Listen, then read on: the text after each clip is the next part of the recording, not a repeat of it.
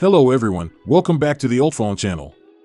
Have you encountered the problem of your iPad being stuck on the Apple logo? Today I will teach you how to fix an iPad stuck on the Apple logo, so please don't worry.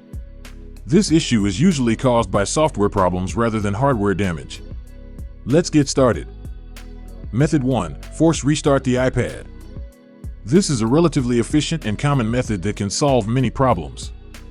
First, you need to quickly press and release the volume up button, then press the volume down button. Finally, hold the top power button until the Apple logo appears. If the iPad starts up normally, the operation is successful. If not, you can consider using a computer to repair it. Method 2. Repair the iPad with iTunes. To do this, first connect the iPad to a computer. Then press the volume up and volume down buttons and hold the top button until the recovery screen appears to enter recovery mode. Open iTunes, and once iTunes detects that the iPad is in recovery mode, a window will pop up offering to update or restore. If the update option fails, your iPad will crash and get stuck. If you choose restore, this will erase the device and reinstall the system. This process can be very slow and may encounter errors. Next, I recommend the most efficient method to fix your iPad. Method 3. Use UltFone iOS system repair to repair iPad. If iTunes cannot resolve the issue, we can consider using the powerful third-party repair tool UltFone iOS System Repair. UltFone iOS System Repair is a professional iOS repair tool that can safely fix over 150 iOS system issues, usually without erasing data.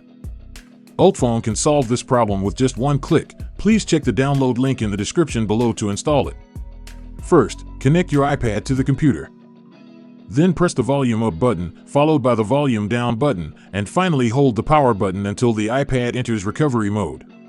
Open UltFone, it will automatically recognize your iPad, select the standard repair option to retain your data, and then download the corresponding firmware. Once the download is complete, click Start to proceed to the final step. The whole process takes about 10 minutes, so please be patient. After completion, your iPhone will restart and return to normal, and you can use your iPad again without any data loss. Please note that using iTunes may cause errors or data loss. If forcing a restart of the iPad fails, I strongly recommend using UltFone iOS System Repair to repair the iPad. If you find this video helpful, please like and subscribe, and you can also leave your questions in the comments below.